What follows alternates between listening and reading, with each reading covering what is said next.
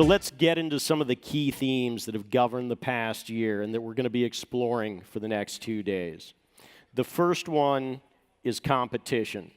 And we've decided this year to use as our lens into competition the coffee category.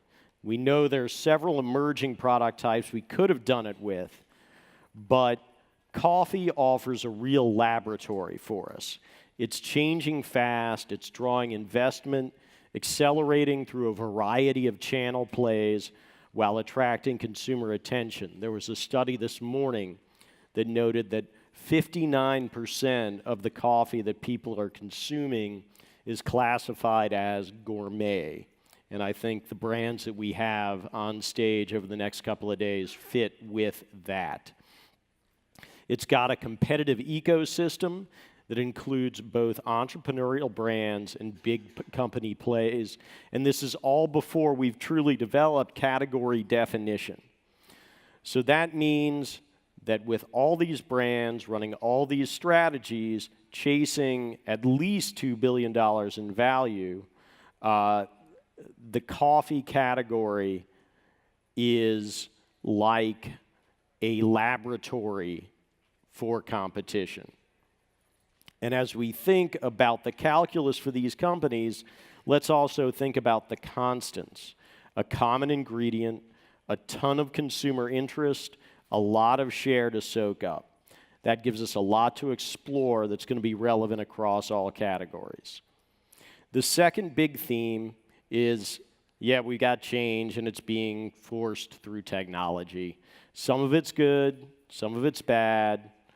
All of it's forcing companies to reconsider their plans.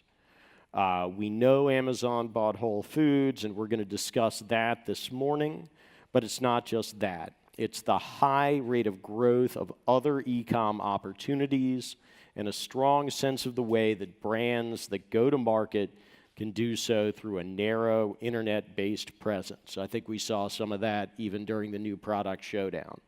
And that means that the way brands are marketed is also changing. The way they're publicized is done as much through influencers as it is through traditional media. Technology's outrageous fortunes means that the investors are now having a hand in product development. How has that worked out? Well, if you're Juicero, not so well. If you're Bulletproof or Soylent, it's gone a bit better. If you're Blue Bottle, I think you can say that your dalliance with technology has gone pretty damn well. But if you think about it, what each of these companies represent is sort of marks on the habituation curve. One required a major change to lifestyle. One was more in tune with evolving eating habits. And Blue Bottle is just a step up in the coffee world. The takeaway, even on the Juicero end, is that product viability is often situational, and situations can change. It's hard to accelerate consumer adaptation when you're already at the cutting edge. We also, as our third theme, have an emphasis on culture. From chameleon to noon to hint to calafia, from boards to brand communications, there's a real idea here that your culture can affect your company and brand viability. We heard it yesterday from our friends at LA Libations. There's just a constant culture of positivity and success there. From hint, we'll hear about a culture of respect and inclusion. Now that's a company's best insurance policy. From noon tomorrow, we'll hear about the way culture can create a wedge behind which you can galvanize your company. And we know that increasingly brand and culture reflect each other, and they create character that can affect the disruption your brand represents. And with all due respect to the sort of old line companies in our audience, think about it this way. How much of the continued selling of Coke or Pepsi or Budweiser or so many fully mature products is still due to brand and the culture that the company represents rather than their own execution. And I think you'd answer like me, not as much. And that's why we see advanced culture brands like Honest Tea and Kind and Suja and Kavita receiving investment. That's why Calafia is taking off, why we see Uber on shaky ground, why Chameleon just sold to Nestle. That's where your opportunity lies. So don't forget, your company is part of a broader culture and is also its own cultural entity. Now, BevNet is also a cultural entity, and as we go forward, I want to talk about just how fortunate I am to work with so many of the people on our team, with Carol and Carolyn and John Craven and Chris and Ashley and Mike and John Landis and John McKenna and Adam Stern and our sales and our video teams and our terrific graphics department, our podcast team, and for me, most importantly, our reporters. We all think you'll enjoy the show. We hope you tell us how we can improve it and just ask us if we can help you in any way. Now I'm going to move on to the program, to our first discussion, to a man whose company involves a strong culture that's reflected both on-premise and off. It's got a changing marketplace and really good coffee. How do I know it's good? My wife pointed out to me recently that in the last year she'd spent more money on coffee beans from Peet's than she had on gasoline. True fact. So we're going to start off our talks with Dave Burwick, the CEO of Peet's Coffee.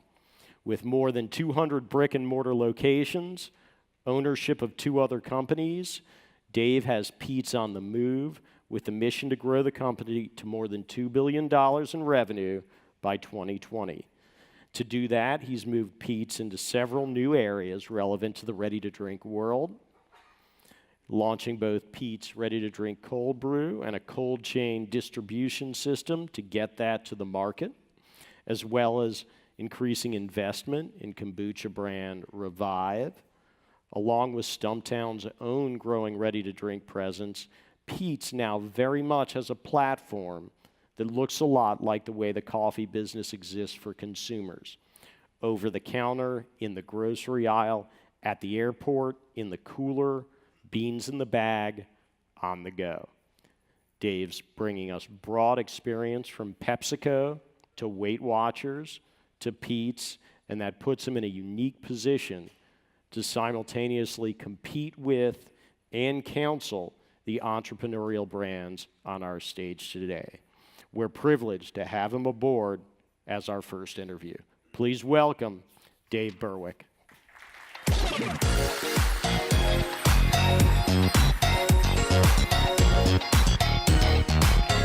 Great to have you here. Good morning. Good morning. We tried to get you when you were with Pepsi, but now you got a much bigger gig. It'd be great if we could take that picture down. That's the last thing I want to be looking at. It's awesome. So why, we talked about it a little bit. Why is coffee so big right now? There's a lot of reasons why coffee is so big. I think just start with the consumer. I think everybody, actually I'm going to tell you guys everything you already know, but it's probably the hottest category within beverages right now for a few reasons. One, there's really 4 things I think that consumers are looking for. One is around health and wellness. We all know that. Another is around sustainability. Another is around functional benefits. People are looking for functional benefits. And in fact, when you look at cold brew coffee, it's a pick-me-up, it's refreshing, it's also a healthy need state. I think lastly, authentic brand. So if you can fulfill all of those things, you're gonna grow in the category. Millennials are coming in; they're drinking a lot more coffee than the generations that came before them. And again, and Jeff, you were referencing it before. The fact that we're available where people live, work, and play. So it's multi-channel, multi-form, from K-cup to keg, and everything in between. So the reach for coffee is huge. The desire for coffee is huge. The functional benefits. The emotional benefits, they all kind of match up really nicely. What about the category dynamic taking place around it, particularly in RTD? I mean, the RTD, again, maybe I'll come up with something that people here don't already know, but I think, I left Pepsi like 8 years or so ago, and it was a very different world back then. I think clearly, if you look at the liquid refreshment beverage category, it's like over $200 billion business, and it's completely transforming. The molecules are rearranging. As everybody knows, people are running from sugar, they're running from artificial sweeteners. In fact, diet soft drinks, last I looked, were declining faster than regular soft drinks. So the category is transforming, and it's going toward areas like energy drinks, like tea, kombucha, ready-to-drink coffee, whether it be traditional, shelf-stable, or cold brew. So it's all moving in this direction.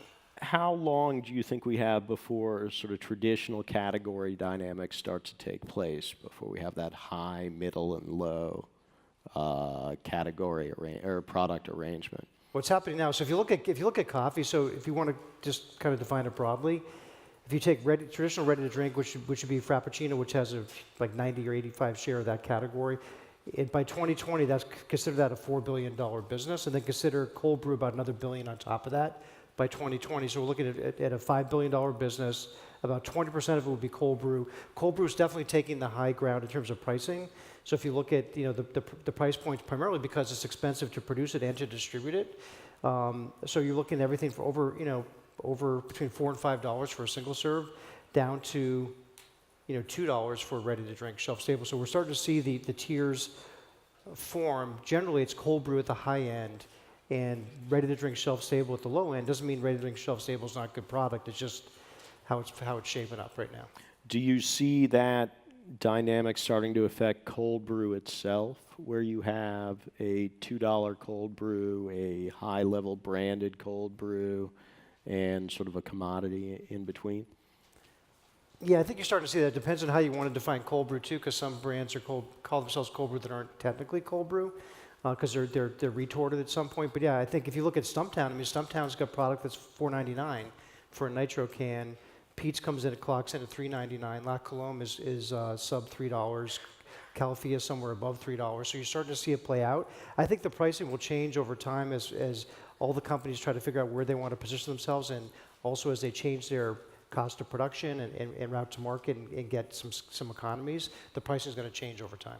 Now let's talk about Peet's own brand orientation. I mean, recently you decided to make the big story for Peet's around freshness. And what was the process that took you to settle on that part of your brand as the marketing wedge? Yeah, so I think for Peet's Cold Brew, yeah, because it is about freshness. I think it really started, if you go back to, one of the benefits we have is that we're multi-channel, so we've got our coffee bars. Back in May of 2015, we replaced all of our traditional iced coffee with cold brew. And over the next year, cold brew basically doubled the size that iced coffee had been before. So we knew we were onto something. We weren't the first. Others, a lot of third wavers are out there doing it before us. But we learned firsthand how powerful it was. And we decided when we wanted to come to market with a ready-to-drink product, we wanted it to be a cold brew product. So we believe for us, it was the best representation of the brand, fewer ingredients, really high quality. And to do that, you can't overheat. You can't really heat the product at all, and you have to keep it through chilled distribution. So our whole point of difference really is around fresh, and we like to say that cold is our only preservative, if you will. The team did a great marketing campaign this past year in California, and it really resonated with consumers. So we're sticking with it. How extensive is this cold chain DSD that you guys are putting together? Yeah, so one thing you guys might not know is that Peet's we're DSD for coffee, for beans. And we have been for about 10 years now. So we run about 600 routes around the country. We're about almost 15,000 grocery stores, and we're DSD. We're the only ones in the category that do it. It's super expensive, but it works for us. We command a premium price to Starbucks for about $1.25, $1.30 per 12-ounce bag higher. That's how we're able to do it. And I think as we look to getting into cold brew, there's different ways you can do it, of course, and I don't think anybody really has their own chilled system the way, at a company our size. And we decided that since we know DSD, we'd like to control the product all the way to the consumer. We thought we would try it. So we're in California right now. We have about, at the end of the year, we'll have, I don't know, 55 or 60 routes in California. It's going extremely well. If you look at Stumptown, by the way, Stumptown's on those trucks, Peet's is on those trucks, Revive is now on the trucks, Intelligentsia will soon be on the trucks when they launch next year. And so we're getting the kind of scale we need. If you look at just share in California of single-serve cold brew, and that would include even things that are shelf-stable and call themselves cold brew, like Starbucks cold brew, we're the two brands combined are number one. We're like a 45 share of California. So that shows you what controlling your distribution, having chilled DSD, and being in the stores every single day can help you with. The economics are another issue. They're not easy, but it does drive the top line for sure. Now, is there any thought to broadening that DSD play to include outside brands beyond those that you've invested in? Probably not. I think right now we're happy. We have 3 coffee brands with Intelligentsia, Stumptown, Peet's, and Revive, and I think that's probably all we need. We don't want to become like a distributor necessarily. We want to become, we want to win in cold brew, and we want to do it with just a handful of brands. And obviously we see a huge opportunity with kombucha and the Revive brand, and we want to help those guys as much as we can. I think a lot of brands would like that space. Yeah, that's good. To be honest, we're not experts right now in chilled DSD. Did you get into it because there were a lack of decent chilled DSD options? I think the big issue in cold brew, and it's the one that everybody faces, is that it's so expensive to put something through a third-party distributor. By the time you're done paying everybody, there's nothing left for you. And I think we decided that if we're going to do it, we're going to do it right. We want to control it, and we want to have enough of the profit pie to get a decent return on investment. And this is a category where gross margins are really thin. And you're talking 20 to 30% gross margins for a lot of the cold brew businesses, and you can't survive very long on those kind of gross margins. So the only way to improve them is through scale, through volume, and also, over time, vertically integrating. So one of the ways we talked about trying to grow that margin was through keg and through on-premise sales. Mm-hmm. What do you think the keg business is going to be like for cold brew overall? Yeah, I think the keg business is going to be huge. And I think, look, the third wave started it early on. Stumptown, La Colombe, others. Starbucks went really big in the last year. Really, they can execute incredibly well.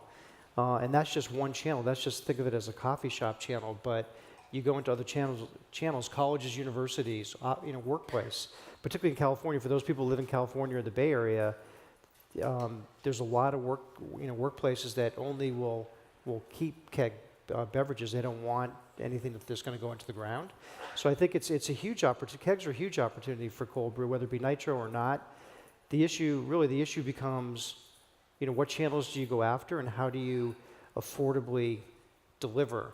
Because again, it's very costly to produce and to deliver, and that's the big challenge I think everybody's facing.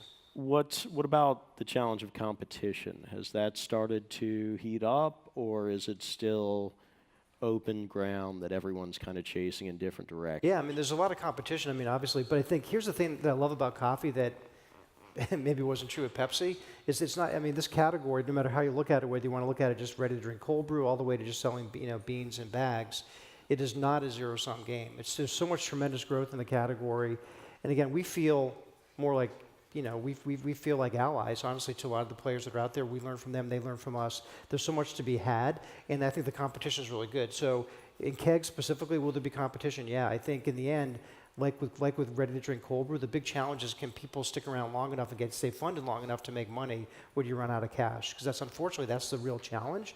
We're fortunate because we're a big enough company where we created a business called Coldcraft, which is a separate entity. It's a sub of Peet's. And that's where all our investment goes, and we've committed to our board and to our investors we're going to lose money in this business for a little bit, for a while. That's a lot of the business model for a lot of the people here, right? So it works for a short time. It doesn't work forever, unfortunately. So yeah, so that's what we're doing. I think we know to win, you can't go halfway. You got to go all in. That's what we're doing, and then the dust will settle. 2 or 3 years from now, we'll see where we stand. Now, you talked about the role of money. I mean, there's a lot of money coming into the space as well. Do you think we're going to see a lot more acquisitions? So specifically in cold brew? Yeah. I think there'll be some more. I mean, for the folks in this audience who have startup businesses, I hope so, because I think that would be great. And I think it really comes down to how big the portfolio each of the major players wants to have. Like, do you want to have one brand, two brands, 5 brands? So, would Nestle bought Chameleon from Chris, and do they want to have another brand? I don't know. Well, apparently they did, right? I mean, they bought Blue Bottle as well. I think that's right. I think a Blue Bottle, honestly, more is they have a nice product in cold brew, but I think that play is all about retail, quite honestly. But yeah, so I think it's a question of how big a portfolio do people want. I think the good news is, look, millennials are driving the category. As we all know, they want variety, they want craft stuff. I mean, obviously, the perfect analog is craft beer, the craft beer business. I think a lot of the same truths in craft beer apply to cold brew. And to the extent that consumers who are driving the category want to try different types of products that are innovative, that are different takes on cold brew, or different brands, I think the companies that are investing and buying into the space will feel obliged to have more than one brand. You talked about Blue Bottle as being sort of a retail play. Now, you guys are balancing retail, off-premise, kiosk, and coolers. How do you stay focused organizationally and culturally? We're not focused at all. We just throw stuff out there, basically. No. I think Peet's we've evolved, and I think I love the business because of all the things you just mentioned. I think Peet's, like the vision. So 5 years ago, we were a public company. We went private 5 years ago, and really at the time, the vision was, how do we take this great brand, Peet's Coffee, and that should be a lot big. It should be a lot bigger than the brand would suggest, and just make it, the most admired specialty coffee brand. Call it a mainstream premium brand in the country. And I think what we've done differently probably than in the past is that, first of all, we have a lot of cash that we can invest, which is really helpful. But we've also followed the consumer, so we're looking at the category really carefully to understand, more carefully than a really large company would.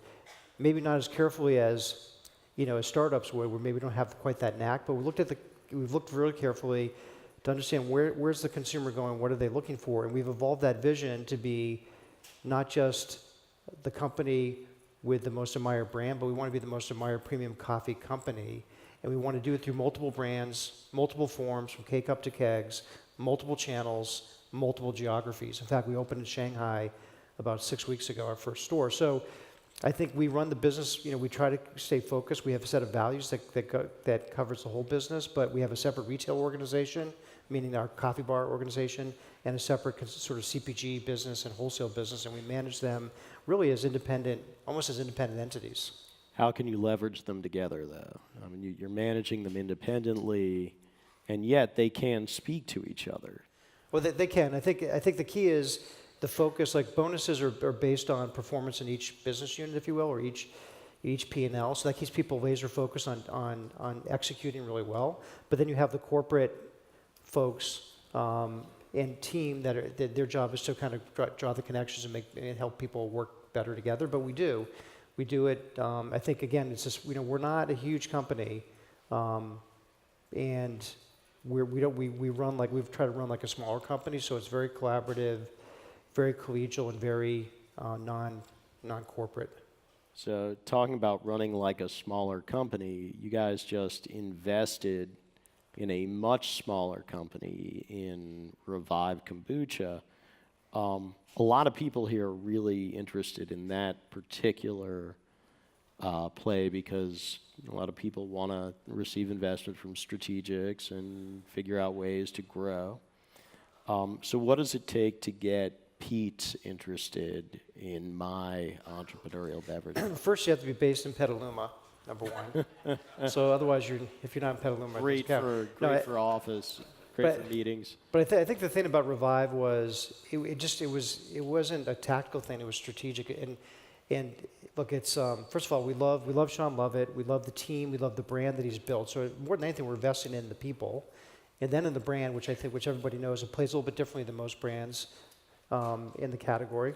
By the way, I have friends from Brew Doctor here. That's a great brand too. But we like the Revive brand, and we like their values and their sense of craftiness, if you will, and which is very similar to Peet's. So it all seemed to work, and I think we were building the chill distribution at the same time. We needed more scale. They needed some help in California, and so it seemed to be a perfect combination. And again, it's one of the thing about kombucha, for me, for having been somebody who sold, Pepsi and Mountain Dew for many years, is that this is the soft drink for the next generation. There's no question about it in my mind. I think it's at the very beginning, it's replacing sort of other drinks that are probably healthier, that more sophisticated drinkers are drinking, like tea and enhanced waters and things like that. But as it goes more and more mainstream, it's going to source directly from Pepsi and Coke and take those consumers. And I think there's a huge future for kombucha. And actually, and for a lot of the brands that are playing now are going to be very successful. Are you guys going to continue to invest in other brands? Is that on the table? We will. I think right now we kind of have our hands full, to be honest. I think we're trying to execute now. I think we have a strategy that we're executing against in cold brew. And I think we definitely will in the future. I'm just not sure what it's going to be right now. Stumptown was in cold brew a little before Peet's. And so what are some of the learnings from that foray that you're observing and incorporating into what you're doing with the Peet's cold? Yeah, I think Stumptown was one of the, maybe they were first even before Chameleon or about the same time. So they were really, we look at them as pioneers. That's obviously one of the things we liked about the business when we bought it. We liked a lot of things about it, but we certainly liked the cold brew business. I think for me, as a former marketer, it's an incredibly well-crafted brand. So Dwayne Sorensen did just an amazing job building this beautiful brand and all the iconography and elements around it. And then secondly, they built a great product. So you got to have you can't just work on the brand. The product's got to be really good too. So I think the third thing I would say is that they've innovated really well, and they haven't lost kind of that flair and that kind of attitude that Stumptown has, which is really important. And by the way, which we do everything to avoid contaminating at all. So I was about to ask you. Look, Pepsi and Coke have, at least in the past, and in the times that you were there, have been great at buying and killing these cool, beautiful, innovative I take that brands. I take that personally, Jeff. Well, No. Well, it's true. I think most large companies do that because they can't leave anything by itself. They can't let it alone. And also, I think if you're a big public company, you have a lot of pressure all the time to make everything look really good. I think for us, it's a very different philosophy. We are the enablers in a good way. Is what Peet's does. I mean, our job is to help enable the growth of our partner companies, whether it be Stumptown and Telly. Use those as the example, and we just want to help them fulfill their potential as brands. So we don't interfere at all. They run separately, separate CEOs, separate leadership teams. We try to help when we can. So probably the best and most obvious example is our DSD network. So we're able to basically put them on our trucks, both brands, and so they'll be in 2,000+ stores this year, next year. I'm thinking 2018 already. So we're able to get them out there and keep the product fresh on the shelves and rotate it and manage it really carefully for them. So that's like a side benefit, but we really believe strongly that these brands, they speak to a different consumer base. There's a different culture, a different DNA, and the second they become part of a portfolio, we would kill them. And that would be a really dumb thing to do. Do you think that's a kind of generational learning from that first level of acquisition that we saw 10, 15 years ago to now, that many of the strategics are starting to figure it out? Yeah, maybe they are. I'm not sure how it's going. I haven't been that in touch with like how Pepsi or Coke or Mills or those guys are integrating or not integrating some of these businesses. But I think the problem with large companies is that they're ultimately what takes over is their bureaucracy of the large company, the huge matrix, and people's personal ambitions to get promoted, who don't really care, aren't going to be there forever, and essentially just politics. And I think ultimately It's a tough one. I'd like to think they're getting better, so I'm not trying to dim any hopes here for people who are in that situation. But I think it's something that it's hard to overcome. I think we're we're in a different stage, at a different size, and we just have a totally different philosophy. And honestly, being private enables us to do things that public companies just can't do. All right. Well, Dave, thank you very much. I know you're going to be here for a little while, and Thanks. please chase him down. Okay. Thanks a lot.